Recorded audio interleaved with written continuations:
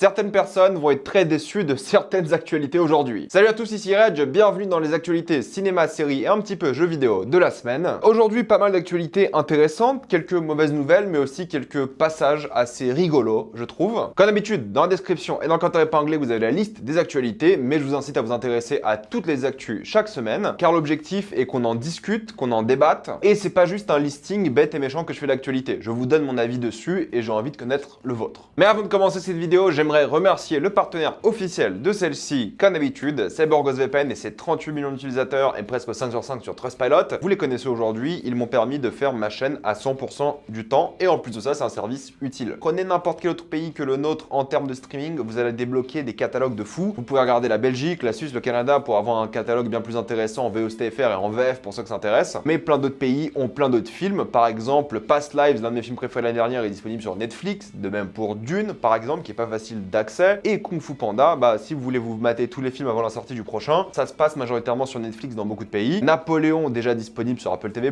Vous pouvez regarder The Marvels sur Disney+, si ça vous intéresse, mais aussi plein d'autres films comme Pauvre Créature, qui est incroyable. Et pour ceux qui n'ont pas de patience, comme moi, vous pouvez prendre Max bien plus en avance. Il y a plein de pays en Union Européenne qui ont Max, et c'est facile de s'abonner. Et en plus de ça, pour ceux qui consomment beaucoup de YouTube, comme moi, vous pouvez aussi avoir YouTube Premium pour vraiment beaucoup moins cher, et du coup voir vos vidéos sans publicité, dans des pays de l'Union Européenne encore une fois, mais vous pouvez aussi essayer au-delà, en Turquie, en Argentine, en Inde, ça fonctionne. Vous serez bien plus en sécurité avec un VPN, que ce soit la Wi-Fi de l'université, de la bibliothèque ou de l'hôtel, et même chez vous. Vous pouvez partager un compte avec 7 personnes au total, c'est disponible sur tous vos appareils préférés sans problème. En quelques clics c'est fait, vous n'allez pas du tout avoir du mal à utiliser l'application. Vous pouvez essayer par vous-même car vous êtes satisfait ou remboursé sous 45 jours, et vous avez une assistance technique en français 24h7. Utilisez le lien dans la description et dans le commentaire épinglé afin de vous abonner à BorgosVPN et bénéficier de 83% de réduction plus 4 mois gratuits. Foncez sur l'offre. Quelques actualités rigolotes pour commencer. Venom 3 va s'appeler Venom The Last Dance, ce qui est rigolo parce que justement Tom Hardy avait partagé sur son compte Instagram une page de scénario avec ce titre, mais personne n'avait compris que c'était le titre officiel et surtout ça n'avait pas été annoncé comme une chose officielle. On n'a pas d'infos sur le film, mis à part ça. Je pense que ce sera encore une fois un carnage industriel, cette fois-ci sans mauvais jeu de mots parce qu'ils ont déjà fait carnage. Mais je dois vous admettre que j'ai hâte de voir la bouse parce que c'est une bouse. Et j'ai commencé à apprécier les films Venom pour le côté catastrophique de ces films. Contrairement aux autres films du Sonyverse comme Morbus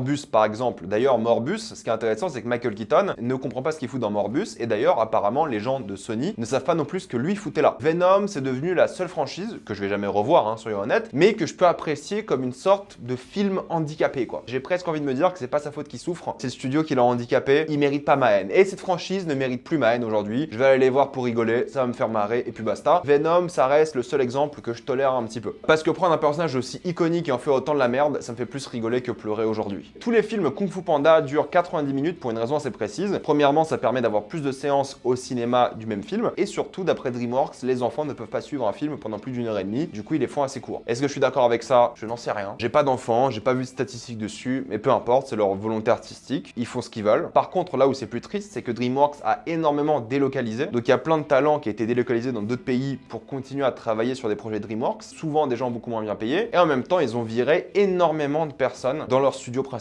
pour faire des économies. On sait que DreamWorks, la situation financière est assez difficile depuis pas mal de temps. Ils peuvent plus tenter et risquer des gros projets. Et ils doivent se focaliser sur des projets un peu plus safe ou alors moins chers. Mais les renvois de personnes, c'est évidemment toujours très triste. Universal a dit que concernant leurs films d'animation, ils ont une obligation, c'est toujours embaucher des célébrités pour faire les voix des personnages. C'est une raison marketing, mais c'est un petit peu triste. C'est cool d'avoir une ou deux célébrités, mais obliger cela, je trouve que c'est un peu déprimant et ça réduit un peu le côté artistique. Nolan n'a au final pas gagné 73 millions pour Oppenheimer, comme je vous l'ai dit la semaine dernière, mais plutôt 100 millions avec la prime des Oscars. C'est énormissime, c'est sûrement l'un des réalisateurs les mieux payés de l'histoire pour un seul projet. C'est assez dingue, mine de rien. Rappelez-vous que le budget du film, c'est 100 millions, donc il a gagné autant d'argent que le budget du film. C'est compréhensible parce que c'est des bonus et tout, donc ça vient après l'exploitation du film. Mais vu le succès critique, vu le succès au box-office et vu les Oscars, il s'est bien mis quand même. Et il travaille sur son prochain film qu'il est en train d'écrire. D'après certaines rumeurs, ça sera un remake de la série Prisoner. On verra ce que ça peut donner. Neve Campbell sera de retour dans Scream 7. Vous vous rappelez ce qui s'est passé par rapport à Scream 7, des gens qui ont été renvoyés et tout. Et Neve Campbell n'était pas présente dans Scream 6 parce qu'elle n'était pas assez bien payée. Donc là, visiblement, ils l'ont bien payée parce que la saga est tristement dans un état critique, même si le 6 a eu un gros succès. Et vu ce qui s'est passé, vu les polémiques et vu que Neve Campbell voulait pas revenir, là, j'imagine qu'ils l'ont bien payé. Mais est-ce que c'est intéressant de faire revenir Neve Campbell? Pas du tout. Est-ce que c'est intéressant de continuer cette saga? Vu l'état des choses, je ne pense pas non plus. Je pense qu'ils devraient faire une pause plutôt que précipiter les choses. Et qu'ils passent à autre chose que Neve Campbell. C'est bon, on a compris, arrêtez quoi. C'est officiel, nouvelle, le prochain film d'Ari Aster aura un casting 5 étoiles avec Emma Stone, Austin Butler, Joaquin Phoenix et Pedro Pascal. Casting de malade, j'ai très hâte de voir ce que ça va donner, le tournage va commencer bientôt. 2 tiers des Américains préfèrent regarder des films à la maison plutôt qu'au cinéma, c'est ce qu'ils viennent d'annoncer. Ça me choque pas au final. La majorité de la population n'est pas cinéphile. Le cinéma, ça coûte cher, surtout quand t'as des enfants. Ce n'est pas choquant que des gens préfèrent rester à la maison regarder des films. La majorité des gens regardent des films de manière très aléatoire, sur leur téléphone, pas trop au sérieux, en VF. Alors bon, pour les Américains, ils n'ont pas beaucoup de doublage, même s'ils commencent à en avoir avec les plateformes. Pour beaucoup de personnes, les films sont pas regardés sérieusement. Et c'est compréhensible qu'ils vont pas dépenser 25 balles pour un film qu'ils vont peut-être regarder sérieusement au cinéma, mais qui peut être mauvais. En streaming, ils peuvent faire autre chose et tout. C'est pas choquant. Évidemment, l'expérience cinéma sera toujours meilleure, mais c'est pas choquant de la part d'Américains, surtout quand il s'agit du grand public. Si c'était des cinéphiles qui avaient dit c'est mieux de regarder à la maison,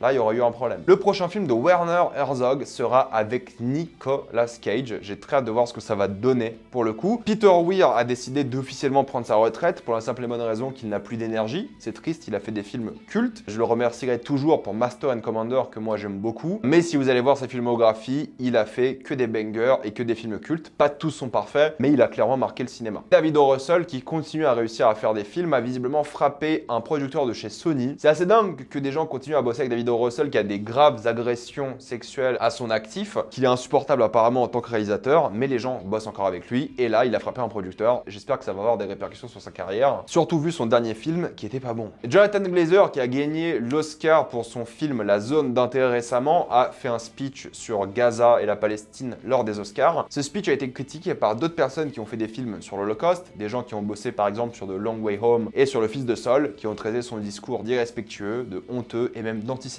C'est incompréhensible pour moi parce qu'il y a un lien évident entre la zone d'intérêt et Gaza. La zone d'intérêt parle d'une famille qui vit un génocide littéralement à côté d'elle et la famille s'en fout de une et même oppresse cette population. Donc le lien avec Gaza est fait rapidement. D'ailleurs, Jonathan Glazer a eu le soutien du musée d'Auschwitz. Il a fait son film avec Gaza en tête et en plus de ça, même l'Institut du cinéma polonais a soutenu ses propos. Il les a d'ailleurs remerciés dans son discours. Le réalisateur lui-même te dit que son film a aussi un rapport avec Gaza et le génocide qui se passe là-bas. Et en plus de ça, ces films d'Holocauste sont faits pour ça, pour éviter les futurs génocides. Je suis pas d'accord dans le fait de comparer trop l'Holocauste, était bien plus industriel et c'était différent, mais sur la thématique de la zone d'intérêt, sur le silence des gens et sur les gens qui font leur vie à côté en ayant rien à battre, c'est assez criant comme comparaison. Et si c'est le réalisateur qui le dit, soyons honnêtes, qu'est-ce que vous voulez dire? Tous les artistes, qu'ils soient israéliens, palestiniens ou même juifs de manière générale, qui critiquent ce qui se passe à Gaza, se font traiter automatiquement d'antisémites, ce qui n'a aucun sens. Dune a dépassé les 500 millions au box-office international, c'est un vrai succès et d'une semaine à une autre, la baisse a été minime, surtout aux États-Unis. Les gens continuent encore d'aller voir Dune en salle. C'est un énorme carton pour l'instant. Le film va sûrement s'arrêter à 600-700 millions, on verra bien. Et Kung Fu Panda a dépassé les 176 millions. Je vous en parlerai évidemment la semaine prochaine, mais pour l'instant, c'est un petit succès. Ça va sûrement continuer. Le film n'a eu qu'une semaine d'exploitation. The Bear a été renouvelé pour une saison 3 et 4, vous le savez, et ils vont filmer les 2 saisons d'un coup. Là, ils ont commencé le tournage de la 3 qui sort en juin et ils vont continuer sur la 4e qui sortira, j'imagine, l'année d'après ou peut-être en fin d'année, on verra bien. Mais c'est cool qu'on ait des saisons régulièrement de séries, ça fait bizarre aujourd'hui. Ayo Edebiri réalisera quelques épisodes. Elle voulait depuis longtemps réaliser des épisodes et là ça sera le cas. Donc c'est aussi une très bonne chose, je trouve. Gina Carano a un peu plus parlé de son renvoi de la part de Disney. Elle a dit que Pedro Pascal a essayé de l'aider. Gina Carano accusée de transphobie évidemment. Je vous l'ai déjà dit, son renvoi était plus que mérité. Vu tout ce qu'on sait de tout ce qu'elle a dit, je suis étonné que Disney ait mis d'ailleurs autant de temps à la virer. Mais Pedro Pascal a essayé de l'aider. Il a donné des conseils, regarde, écoute, ce que t'as dit ça peut être gênant parce que Pedro Pascal il est de la famille transgenre pour justement sortir de ce pétrin là, mais l'a refusé. Donc chez Gina Carano, tu mérites rien pour tes propos très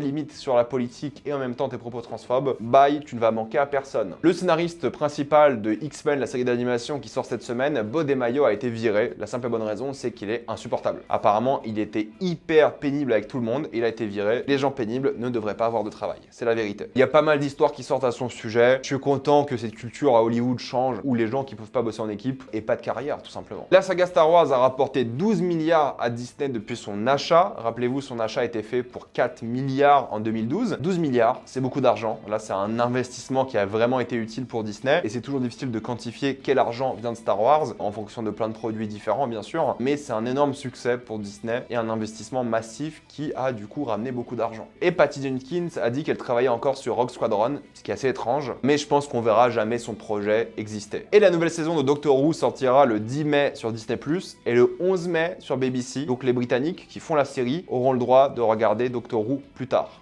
C'est étrange. Netflix a dit qu'ils ne vont pas utiliser beaucoup d'IA concernant les aspects créatifs du cinéma, mais en même temps, ils utilisent beaucoup d'IA sur le montage, sur les scénarios, ils ont embauché des gens pour faire de l'IA. Donc oui, ils ont dit que l'essence humaine ne va pas disparaître, mais soyons honnêtes, soyons réalistes. T'embauches pas des gens pour bosser sur des outils IA qui sont en lien artistique et ensuite dire ça. Ils disent juste ça parce que l'IA a mauvaise réputation, mais clairement qu'ils vont l'utiliser. Est-ce que ça va remplacer des réalisateurs? Je ne pense pas, mais ils vont l'utiliser, c'est évident, s'ils l'utilisent pas déjà. Mais ils ont aussi annoncé une saison 7 de Black Mirror qui arrivera en 2025, je suis content, moi j'aime bien toutes les saisons de la série, il y a des inégalités évidemment, mais quand même. Et il y aura une suite à USS Callister, qui est un épisode que j'aime bien, donc j'ai hâte de voir ce que ça va donner, ça sera pour l'année prochaine. The Batman 2 a été décalé d'octobre 2025 à octobre 2026, gros décalage pour la suite du film. Vous savez pourquoi ça a été décalé, grève des acteurs, grève des scénaristes. Le scénario est toujours pas fini, donc c'est tout à fait compréhensible. C'est triste, mais c'est compréhensible. Nous aurons plus d'informations sur Max en Europe ce mercredi, parce que Max va présenter justement la stratégie européenne visiblement à Sérimania. J'essaierai d'être présent, parce que ça se passe à Lille, et j'ai une accréditation. J'essaierai d'avoir des infos si j'ai le temps d'y aller, et si j'ai accès justement à cette conférence, ça peut être intéressant. Superman sera filmé intégralement en IMAX. Vous savez ce que j'en pense, ça sera de l'IMAX digital, donc pas totalement du vrai IMAX, mais en même temps, il n'y a personne qui fait du vrai IMAX, sauf Christopher Nolan, mais ça sera quand même impressionnant, et tout le film sera en IMAX. On n'a pas d'informations sur le format, est-ce que ça sera en 1,90, 1,43? Si cela vous semble bizarre, j'ai fait une vidéo sur l'IMAX où j'explique tout. Ready Player One aura le droit à une suite, elle ne sera pas réalisée par Steven Spielberg, du coup mon intérêt pour la suite disparaît, mais il sera producteur, et quel intérêt de faire une suite? Je trouve que Ready Player One, ils ont mis toute la sauce dans le premier film, une suite n'a pas d'intérêt. Ils ont tellement abusé en termes de tout, dans le bon sens du terme avec le premier film, que je sais pas pourquoi ils veulent faire une suite. Bénéfice du doute, mais moi sans Spielberg, je suis pas motivé. Battlefront 2, qui est sorti en version classique récemment sur les plateformes, sur PC et tout, est un désastre. Il y a visiblement plein de gens qui l'ont acheté, mais il n'y a pas assez de serveurs pour y jouer. Ils ont volé du contenu d'un modeur alors qu'ils ont dit qu'ils allaient pas le faire. Bref, un désastre de lancement, des critiques catastrophiques sur Steam. Bref, c'est un enfer. Je ne sais pas comment tu fais pour rater le lancement d'un jeu qui est fini depuis 20 ans. Incompréhensible, mais c'est raté. Et chais pour eux, j'espère que tout le monde s'est fait rembourser parce que visiblement, c'est catastrophique. Si on parle de Steam, en 2018, Gabe Newell, donc le patron de Steam, s'est rendu compte qu'en termes de chiffre d'affaires, Valve gagne plus d'argent par tête, donc en fonction du nombre d'employés, qu'Apple, que Microsoft, que Tesla, que toutes les grosses boîtes, et que c'est sûrement l'une des boîtes qui gagne le plus d'argent par rapport à leur nombre de collaborateurs. C'est hyper intéressant. Le jour où Gabe prend sa retraite, ce sera un jour tragique. J'espère qu'il va réussir à mettre en place une sorte de monarchie corporate, parce que Steam doit rester comme ça, quoi. Steam, c'est sûrement la chose la plus importante pour le marché du jeu vidéo PC. Steam ne doit jamais devenir public et doit rester comme ça. Voilà, c'était pour les actualités de la semaine. Mettez-moi dans les commentaires ce que vous en pensez. Êtes-vous d'accord, pas d'accord, j'ai envie d'avoir votre avis. Comme d'habitude, pensez à vous abonner à la chaîne pour voir les prochaines vidéos. Mettez un j'aime, ça aide beaucoup la chaîne. Suivez-moi sur tous mes réseaux pour plus de débats, critiques, actualités et concours. Et avant de quitter ces vidéos, pensez à utiliser le lien dans la description et dans le commentaire épinglé afin de débloquer toutes les plateformes de streaming en toute accessibilité et sécurité. Tout ça pour 2,03€ par mois plus 4 mois gratuits.